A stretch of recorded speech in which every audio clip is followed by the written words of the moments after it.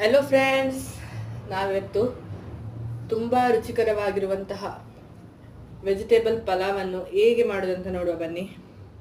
ಇದಕ್ಕೆ ಬೇಕಾಗಿರೋ ಸಾಮಗ್ರಿಗಳೇನೆಂದರೆ ಸ್ವಲ್ಪ ಕೊತ್ತಂಬರಿ ಸೊಪ್ಪು, ಒಂದು ಈರುಳ್ಳಿ, 2 ಟೊಮ್ಯಾಟೊ, ಒಂದು 4-5 ಎಸಳಷ್ಟು ಬೆಳ್ಳುಳ್ಳಿ, ಚಿಕ್ಕ ತುಂಡು ಶುಂಠಿ, ಸ್ವಲ್ಪ ಸೋಂಪು, ಚಕ್ಕೆ, ಲವಂಗ, ಒಂದು 3-4 ಗ್ರೀನ್ ಚಿಲ್ಲಿ.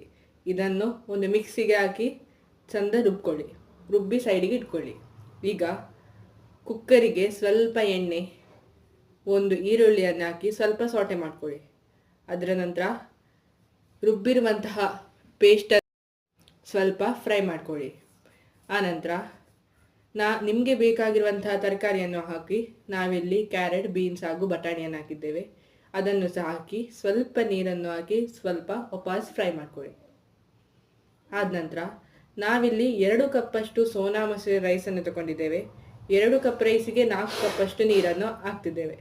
ನೀವೆಷ್ಟು ತಗೊಳ್ತೀರ ನೋಡಿ, ಅದರ ಡಬಲ್ ಅಷ್ಟು ನೀರು ಹಾಕಬೇಕು. ಅಷ್ಟು ಹಾಕಿ ರುಚಿಗೆ ತಕ್ಕಷ್ಟು ಉಪ್ಪು ಹಾಕಿ ಚೆಂದ ಮಾಡಿ ತೊಳೆದಿರುವಂತಹ ರೈಸನ್ನು ಸಹ ಹಾಕಿ ವಾಪಸ್ ಸ್ವಲ್ಪ ಮಿಕ್ಸ್ ಮಾಡಿ ಮೇಲೆಯಿಂದ ಕಟ್ ಮಾಡಿರುವಂತಹ ಕೊತ್ತಂಬರಿ ಸೊಪ್ಪನ್ನು ಹಾಕಿ ಮುಚ್ಚಳವನ್ನು ಮುಚ್ಚಿ 2 ವಿಜಿಲ್ಗಳನ್ನು ಕೂಗಿಸಿ.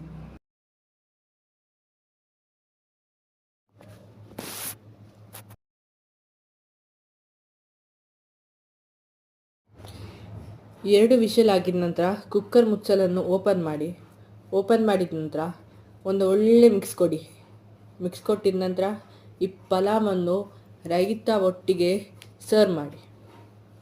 ಸೂಪರ್ ಆಗಿರ್ತದೆ. ಒಮ್ಮೆ ನೀವು ಟ್ರೈ ಮಾಡಿ ನೋಡಬೇಕು. ಈ ವಿಡಿಯೋ ನಿಮಗೆ ಇಷ್ಟ ಆದರೆ ಲೈಕ್ ಮಾಡಿ, ಕಮೆಂಟ್ ಮಾಡಿ ಹಾಗೂ ಶೇರ್ ಮಾಡಿ. Thank you for watching. Tata, bye bye.